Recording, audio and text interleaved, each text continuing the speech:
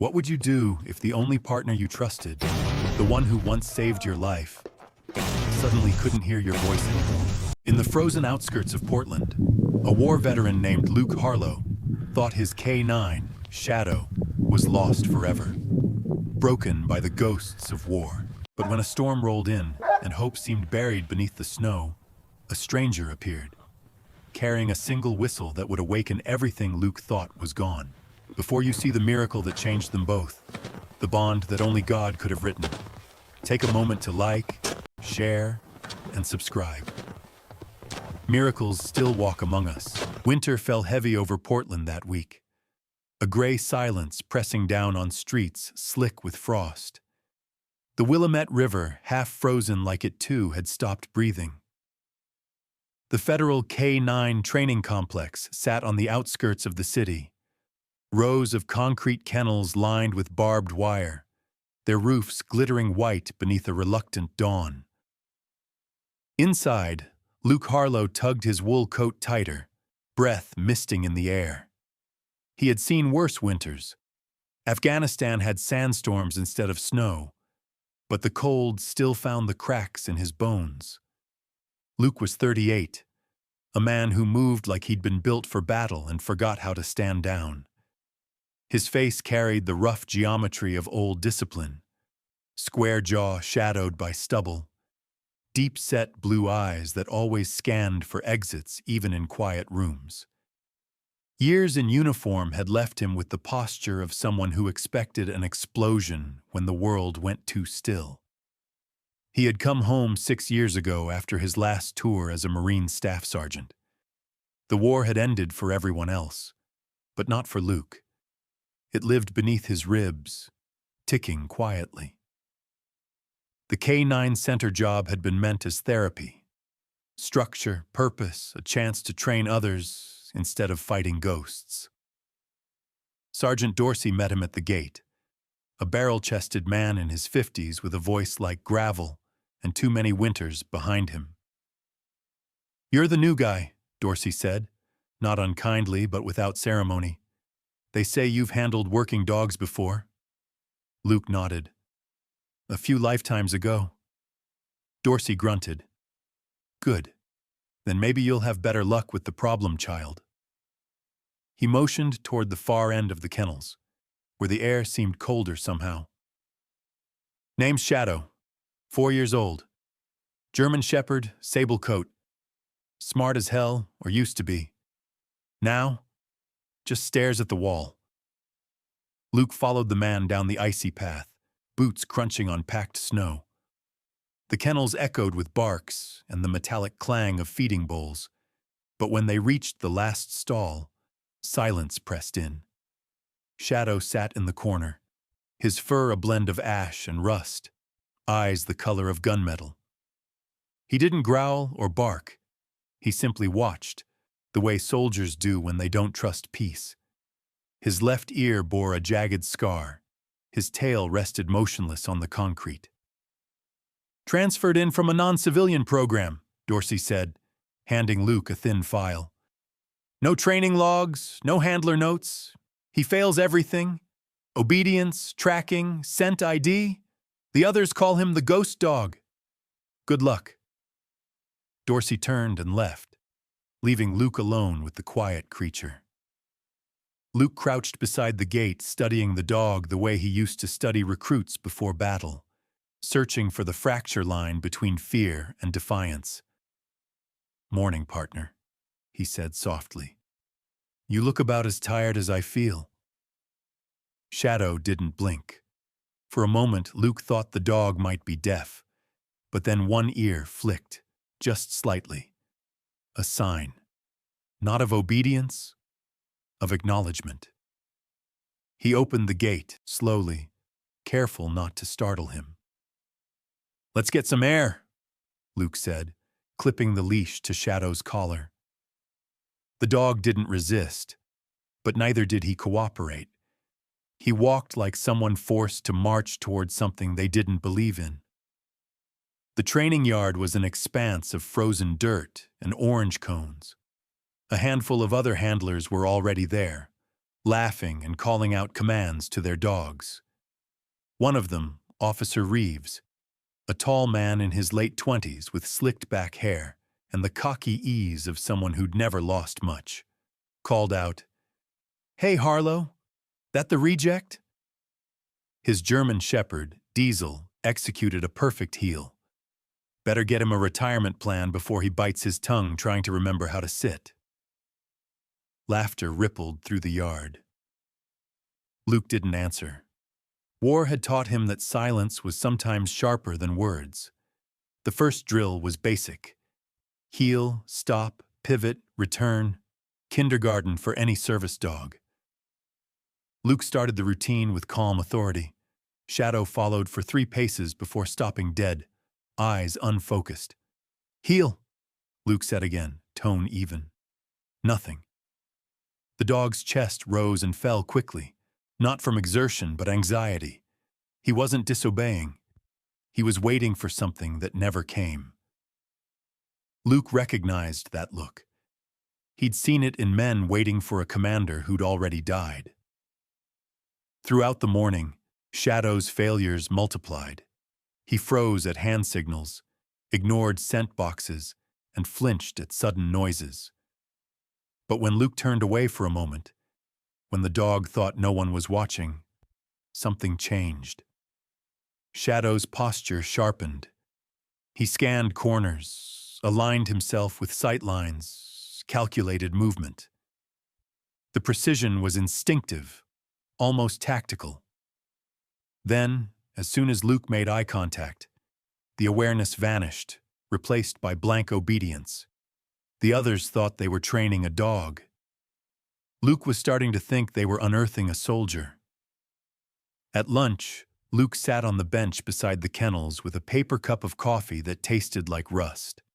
Snowflakes drifted down, melting on his gloves. Across the yard, Officer Sarah Martinez approached. A woman in her mid-30s, tall, wiry, with dark curly hair tucked under a knit cap. Her brown eyes held both fatigue and kindness. "That's quite the case they handed you," she said, nodding toward Shadow's kennel. "They love giving new guys the broken ones." Luke smiled faintly. "Maybe they think misery builds character." Sarah chuckled. "You'd know, Marine boy. I did a tour in Iraq as Army MP. Sometimes the dogs come back worse than we do." She tossed a biscuit into the kennel. Shadow didn't move. Her smile faded. "He's not broken, you know. Just looking for someone who remembers the same language." That night, Luke couldn't shake her words. He sat on the cot in his small on-site quarters, listening to the wind rattle the tin roof. Shadow's eyes had followed him all day, unreadable but searching. Luke remembered the day he lost Corporal Hayes, his best friend, when a roadside bomb tore through their convoy. The ringing in his ears had lasted months, the guilt, years. Sometimes he wondered if he'd ever stopped flinching from invisible explosions. Maybe Shadow hadn't either. The next morning, frost painted the windows white. Luke arrived early before the others. He didn't bring a whistle or a clicker, just quiet patience. He opened Shadow's kennel and sat on the ground beside him, not looking directly at the dog. For several minutes, they simply existed together. Two soldiers who didn't know how to stop surviving. "You don't owe them perfection," Luke murmured. "Hell, you don't owe me either. Just be here." Shadow's breathing slowed. He turned his head slightly, eyes softening. Then, hesitantly, he took a step forward until his paw brushed Luke's boot. The contact was brief, almost accidental, but it was enough. When the sun climbed over the training yard, Luke led Shadow outside again. No commands this time, just a walk through the snow. The dog stayed close, his shoulder brushing Luke's leg as they moved.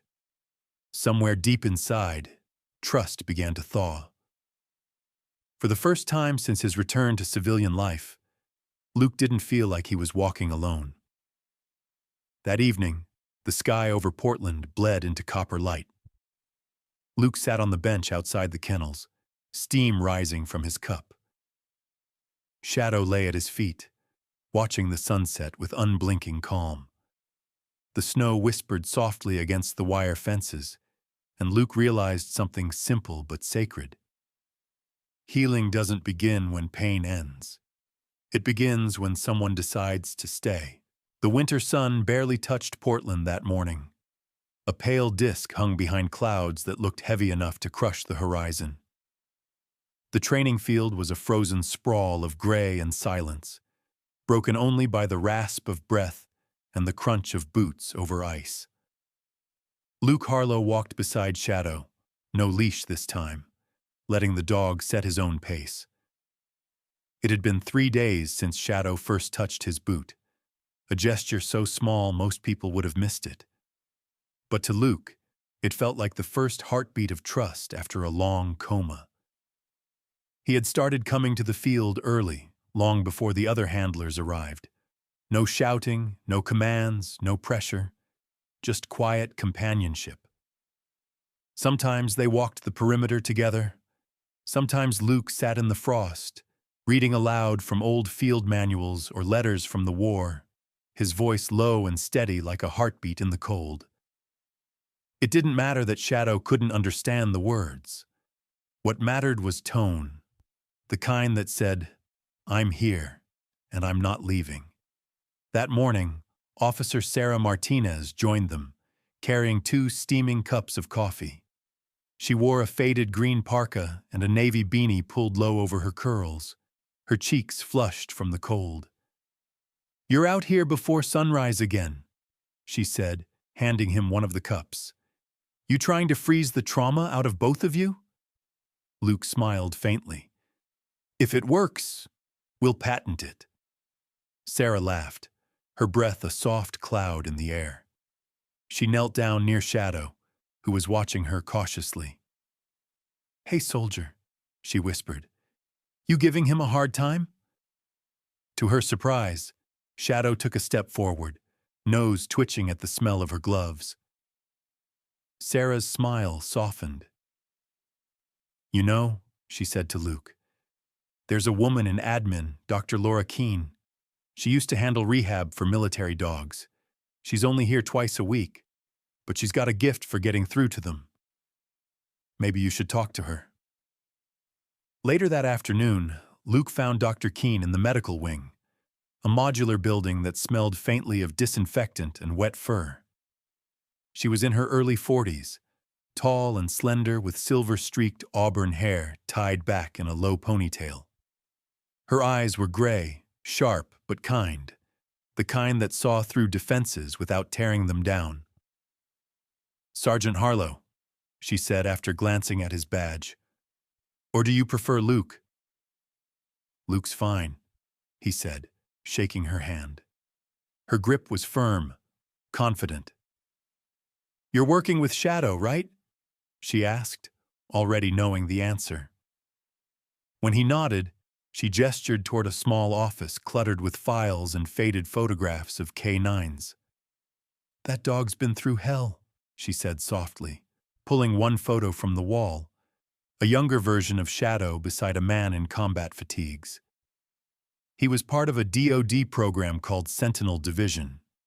His handler was Corporal Raymond Nash. Luke froze. "Nash? As in Commander Nash?" She shook her head. "Different man. Raymond was his son. He was killed overseas 3 years ago. Shadow was found 2 days later, still guarding the site. The vets said he wouldn't let anyone approach the body until they tranquilized him. Since then, every time he hears gunfire, his system goes into full combat recall." She looked at Luke carefully. "He doesn't need commands, Luke. He needs someone who understands what silence costs." That night, Luke sat in his quarters with Shadow lying near the heater, his head resting on his paws. The light from the lamp threw soft shadows across the room, catching the tired lines in Luke's face. He thought of his own ghosts. Haze, the convoy, the smell of burning oil and metal. For the first time, he said it out loud. "I know what it's like to lose your person." Shadow stirred, ears twitching. "They told me to move on, too. Said I'd done my job. But the thing is, you don't just leave someone behind, do you?" The dog didn't move closer, but his gaze found Luke's. In those dark eyes, Luke saw something raw, unspoken, a shared wound shaped like loyalty. The following days changed quietly. Shadow began to follow Luke without command, his movements measured but confident. When Luke stopped, Shadow stopped. When Luke turned, Shadow turned. Sarah noticed first. "You two are starting to look like one organism," she teased during lunch. "Careful. Next thing you know, you'll start growling at strangers together." Luke chuckled, but part of him wondered if it was true. The progress didn't go unnoticed by Sergeant Dorsey, who approached them one frosty morning, arms crossed over his thick jacket. "Not bad," he said gruffly, watching Shadow complete a slow heel around the cones. "Didn't think you'd get that far. Whatever you're doing, keep it up. But the brass wants results soon. They're reviewing his file next week." Luke nodded, but something in his gut tightened. He wasn't training a project. He was trying to keep a survivor from being discarded. That weekend, the city was hit by another snowstorm. Power flickered across the complex, and training was suspended. Luke used the downtime to visit the storage shed behind the kennels, where he'd found a box labeled K9, Archive Files. Inside were worn vests, tags, and mission patches. One caught his attention: Sentinel Division 3rd Recon. The same patch Shadow had faintly etched on his old collar. Beneath the patch was a metal tag, engraved with the words Nash and Shadow, until the end. Luke held it in his hand for a long time, his throat tightening. That night, he slipped the tag onto Shadow's new collar. The dog froze as the metal touched his fur, then turned his head, ears perking. "It's yours," Luke whispered. "Always was." The next morning, the snow had stopped, leaving the world hushed and white. Luke and Shadow walked the empty field together. The air smelled of cedar and frost. "Let's try something new," Luke said. He set up a Gaon basic tracking course, laying out a faint scent line of leather gloves leading to a small pouch of treats. He didn't give commands. He simply waited. Shadow stood still for a moment, nostrils flaring. Then, like something ancient awakening, he lowered his head and began to move. Not hesitating, not guessing, working. His tail stiffened, paws deliberate, following the trail perfectly to the pouch. Luke knelt down as Shadow reached him, tail wagging just once. "Good boy," he said softly. "You remembered." From across the yard, Sarah clapped quietly, smiling through the cold. "Looks like you found your language," she said. Luke looked down at Shadow, whose eyes were no longer haunted but alive. "Maybe we both did," he replied. As dusk fell, Luke and Shadow sat by the chain-link fence, watching the sky fade to indigo. The world felt still again, but it was no longer the silence of emptiness. It was peace, the kind you build, not the kind you inherit. Luke reached down, brushing snow from Shadow's fur. "We're getting there," he murmured. "One step at a time." Shadow leaned gently against his leg, and for the first time since either of them had come home, the silence felt like belonging. Snow still blanketed Portland in a silence so thick it swallowed sound. The K9 field glimmered under the pale sun, and frost clung to the chain-link fences like white lace. Luke Harlow zipped up his heavy coat, his breath clouding before him as Shadow trotted close, tail low but steady. After weeks of progress, The dog no longer cowered at voices or strangers. He even wagged his tail once when Sarah passed him in the hall. But peace, Luke knew, was fragile, like thin ice waiting to crack beneath old ghosts. That morning, Sergeant Dorsey had called for a full sensory test, an evaluation that simulated urban chaos. Sirens, crowds, metallic clangs, even controlled gunfire. "Command wants to know if Shadow's ready for exposure drills," Dorsey said, squinting at Luke through his frost-speckled glasses. His square face was windburned from decades outdoors, the lines around his mouth carved deep by years of discipline. "You think he's up for it?" Luke hesitated. "He's calm now, but calm isn't cured." Dorsey nodded, half smirking. "None of us ever are." They set up in the open yard. Loudspeakers lined the fence, and several officers stood ready, each with sound triggers and props. Among them was Officer Ben Reeves, a tall, broad-shouldered man in his early 30s, with close-cropped blonde hair and a trimmed beard that failed to hide the faint scar slicing across his chin. Reeves was the type who thrived on control, sharp, efficient, competitive. Once a police sniper, he'd been injured in a failed drug raid that cost 2 teammates their lives. Since then, he'd buried his guilt beneath perfectionism. "Let's keep this professional," Reeves said flatly. "No sentimentality. If he can't handle noise, we cut him loose." Luke said nothing, but his jaw tightened. Sarah stood at the sidelines, her gloved hands gripping a clipboard. "Remember," she told Reeves, "it's not just about reaction, it's about recovery time." Reeves gave a curt nod, though his eyes carried the cold detachment of someone who measured everything in results. Luke led Shadow to the center of the field. The dog's coat shimmered with a thin layer of frost, his breath visible, eyes sharp and alert. For a brief moment, Luke felt proud, until the first burst of simulated gunfire cracked through the speakers.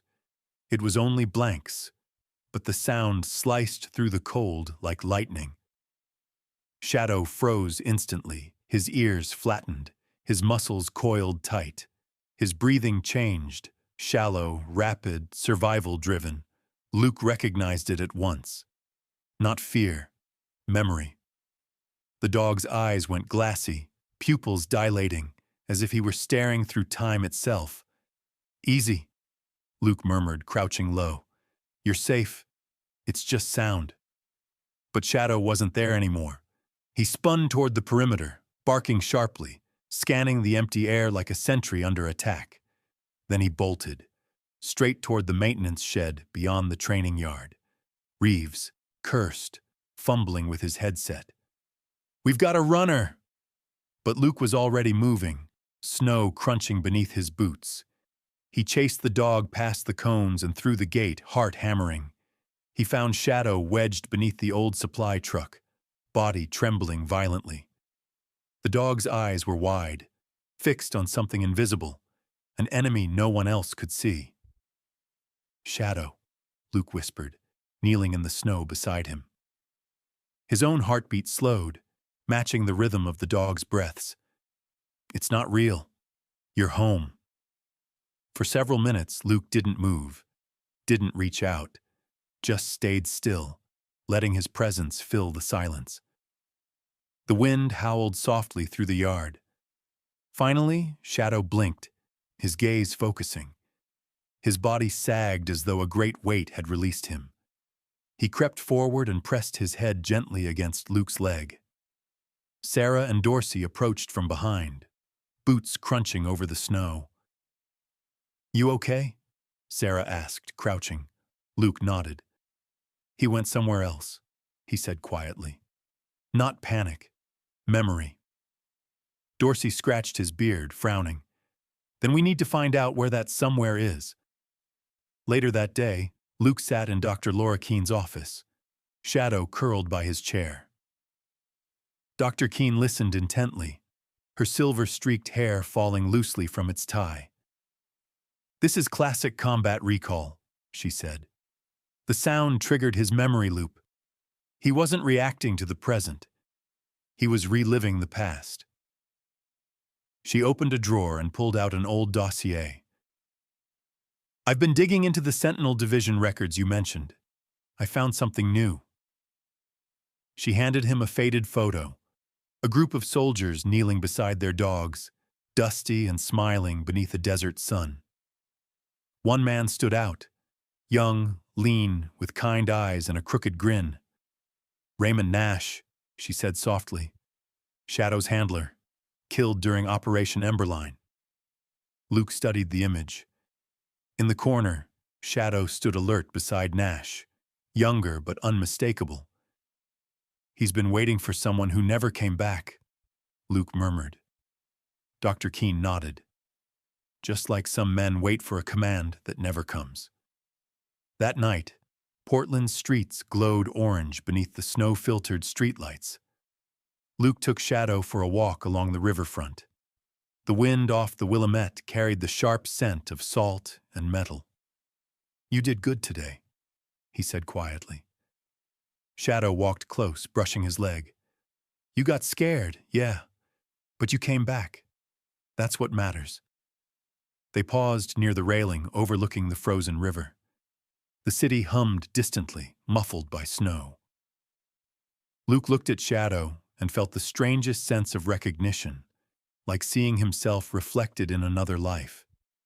He thought of Hayes, of the explosion, of the silence after the radio cut out. All this time he'd told himself he was helping the dog heal. Maybe it was the other way around. The next morning, Reeves approached him near the kennels, his usual, confidence dimmed. "Look," he said awkwardly, rubbing his neck. "I was out of line yesterday. Didn't think he'd react like that." Luke studied him, surprised. Reeves sighed. "When the shots went off, I saw my own damn team for a second. Maybe I'm not as unshakable as I pretend." His voice softened. "You're doing good work, Harlow. Don't stop."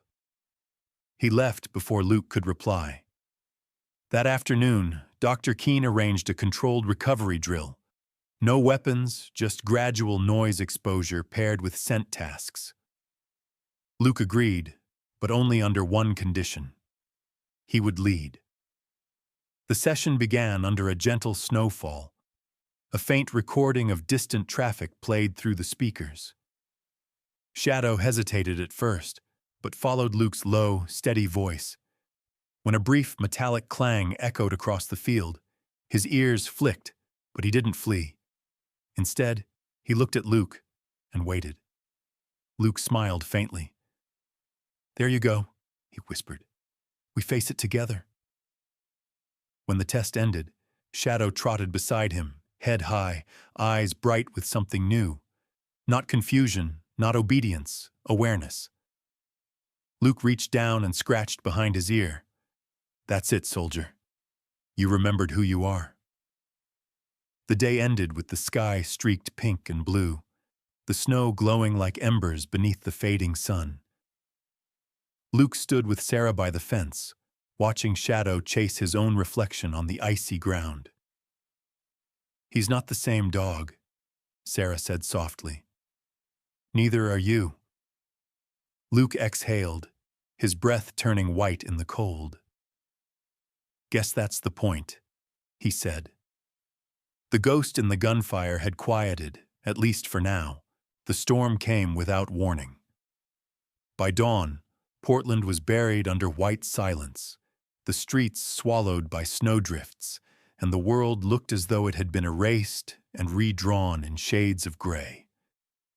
The federal K-9 complex creaked under the wind's weight, icicles hanging like glass knives from the eaves. Luke Harlow stood near the fence with Shadow at his side, both of them watching the snow whip across the field. Training had been canceled. Even the generators hummed slower, as if afraid to disturb the cold. For the first time in weeks, Luke felt still. Then the headlights appeared through the whiteout. Two black SUVs rolled through the gate, tires crunching over the packed snow. They didn't belong to any local agency. No markings, no plates, no hesitation. The vehicles stopped in perfect alignment, doors opening in unison. From the first one stepped a tall man in a charcoal wool coat. His hair was silver at the temples, close cropped, his skin the weathered bronze of someone who'd lived half his life outdoors. A faint scar ran along his jawline, disappearing beneath a trimmed beard. His eyes, cold, steady gray, carried the gravity of command. He introduced himself simply. "Commander Nathaniel Hayes," he said, his voice deep, resonant, a tone that had once made men move before they thought.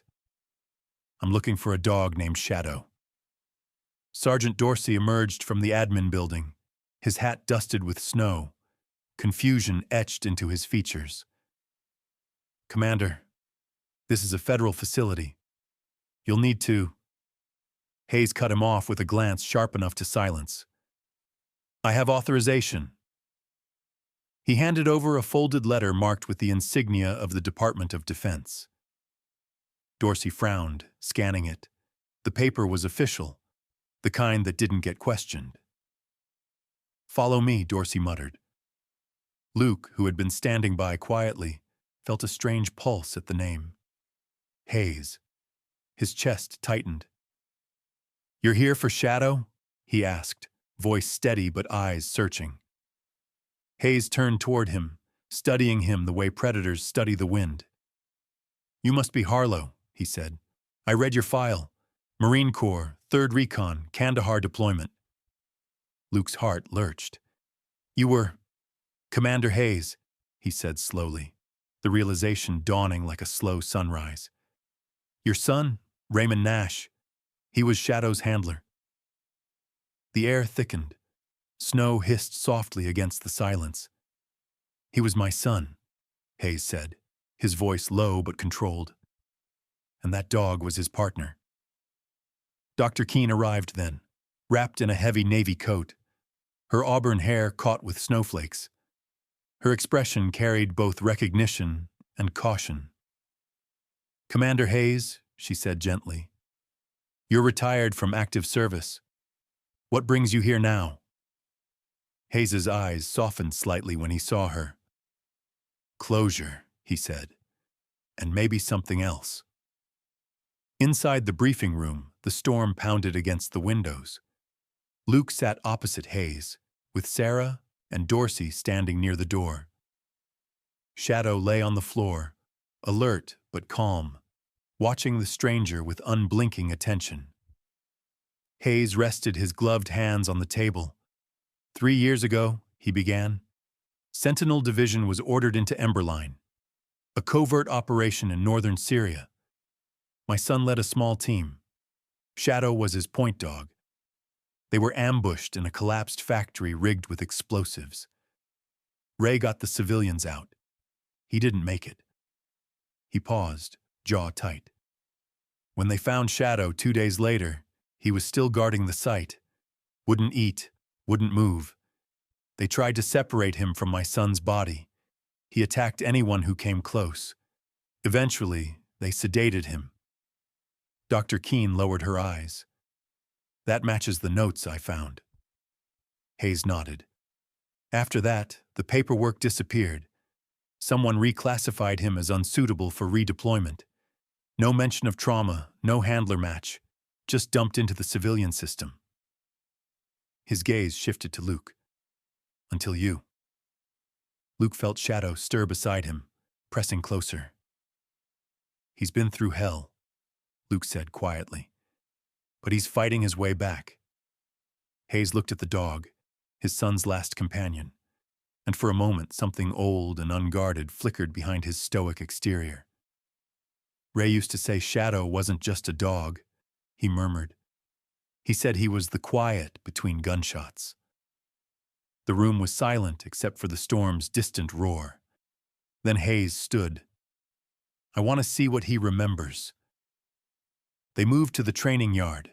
Snow swirled under the floodlights like ash in the wind. Shadow stood in the center, the storm whipping through his fur.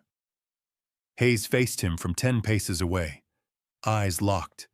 Then he gave a low, sharp whistle, a sound that cut through the night like steel through silk. Shadow froze. His ears twitched. The world seemed to pause. Then, like a light turning back on, his body straightened, every muscle aligning with military precision. His gaze sharpened, locked onto Hayes. He didn't move, didn't bark, just stood ready. Luke's breath caught. He'd never seen the dog like this. Hayes took a step forward. Shadow didn't retreat. "Easy," Hayes said softly. "You know me, don't you, boy?"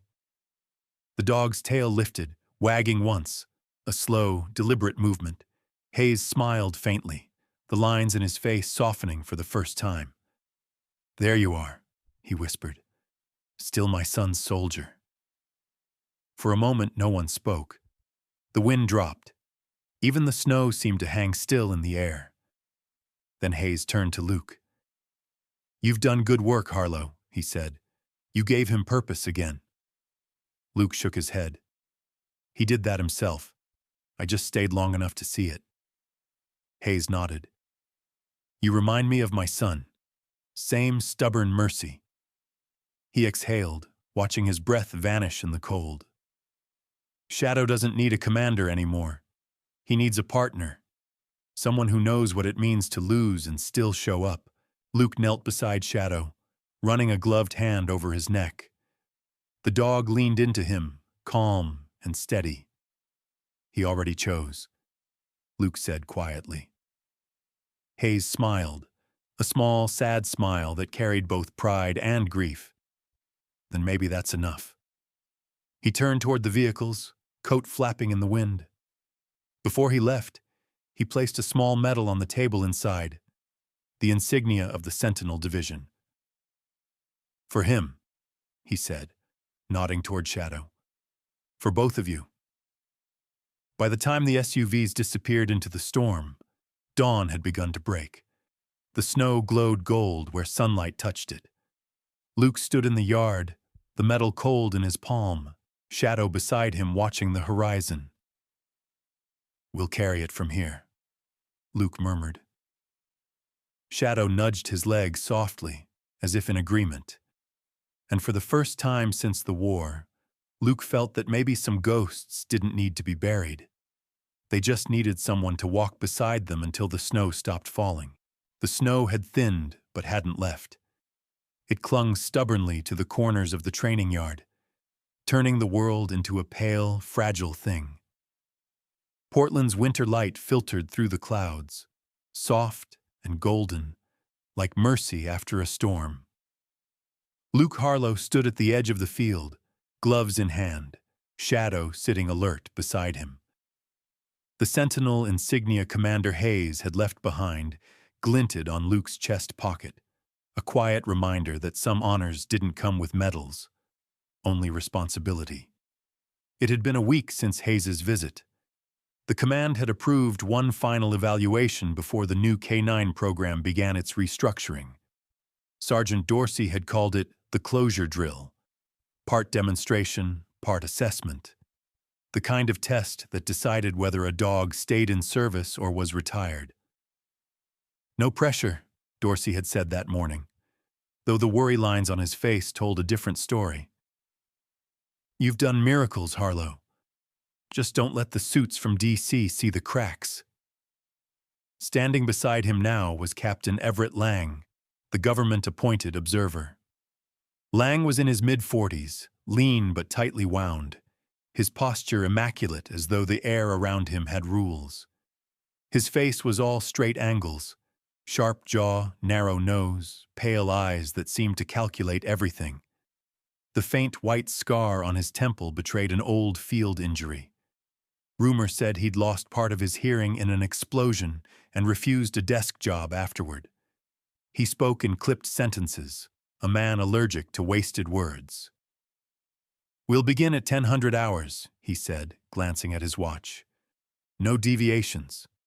The report must be clean.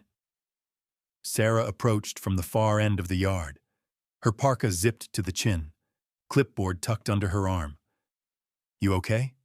she asked Luke quietly. "You look like you're heading into combat."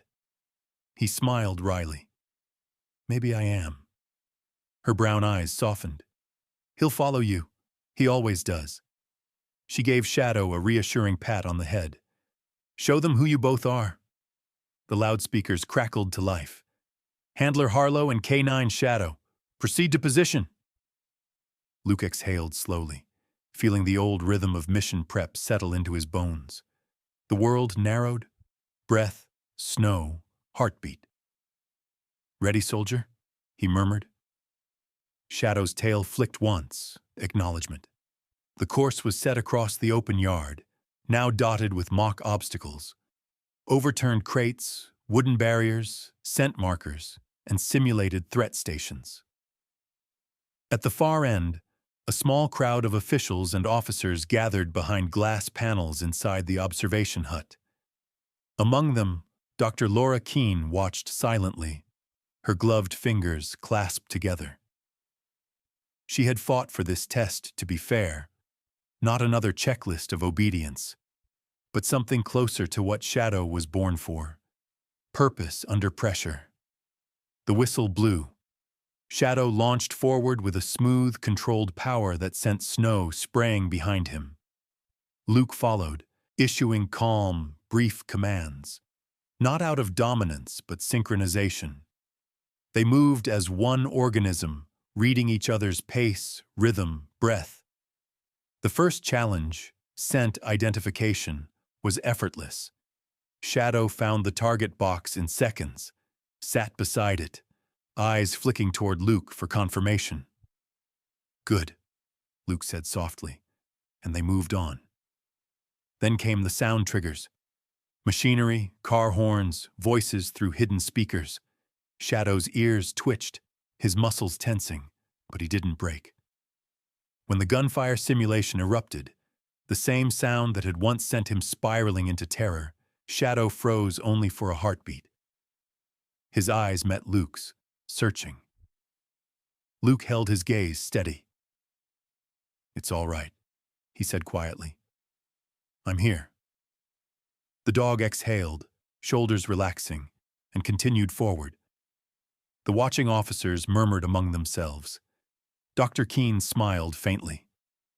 Halfway through, a new obstacle triggered. A metal door slammed open unexpectedly, revealing Officer Ken Maddox, the facility's logistics chief. A burly man in his 50s with a booming voice and an unfortunate habit of startling trainees. He waved a mock weapon to simulate a hostile target. "Down!" Luke shouted instinctively. Shadow dropped low, eyes narrowing, evaluating threat versus signal.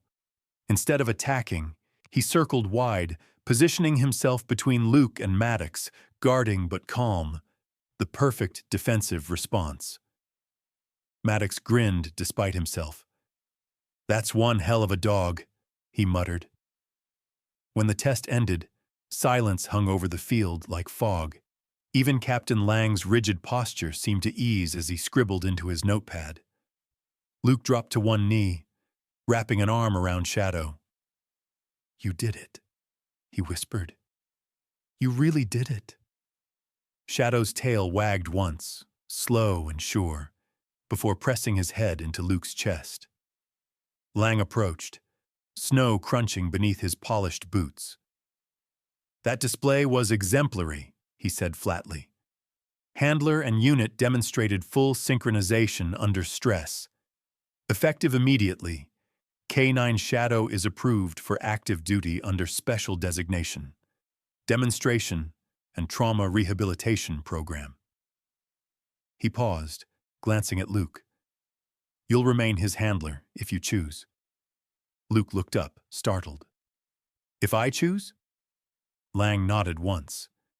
"The department's forming a pilot initiative, pairing former military K9s with combat veterans. You're the prototype. You'll train others." Sarah let out a small laugh, half disbelief, half joy. You just rewrote the rule book, Luke. Luke rose slowly, brushing snow from his gloves. I didn't rewrite anything, he said. We just reminded them it still works. Later, as the officials departed and the floodlights dimmed, Luke lingered by the fence. The storm had finally broken, revealing a sky of silver clouds tinged with rose. Shadow sat beside him, fur glistening under the fading light. The world felt both bigger and smaller, not something to conquer, but something to protect. He reached into his pocket and pulled out the sentinel insignia Hayes had left. It gleamed faintly in the twilight. "We made it, old man," he murmured. "He's home." Behind him, Dr. Keene joined quietly. Her voice was soft. "You know, not many men can walk through their ghosts and come out holding hope."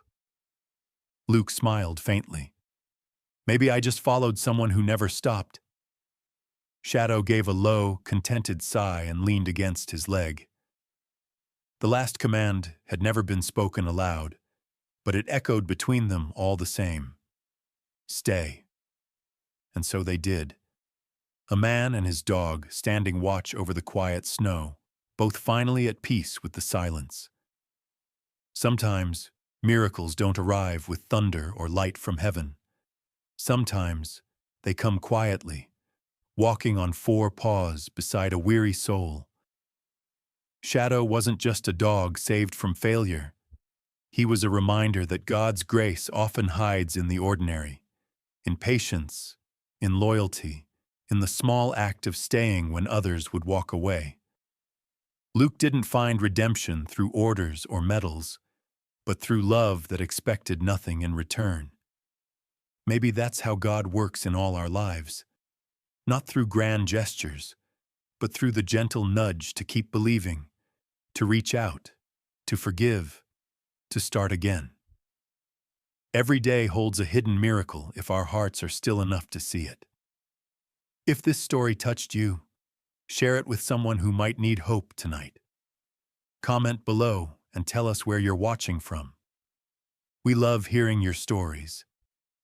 Don't forget to subscribe so you never miss another tale of faith, courage, and second chances.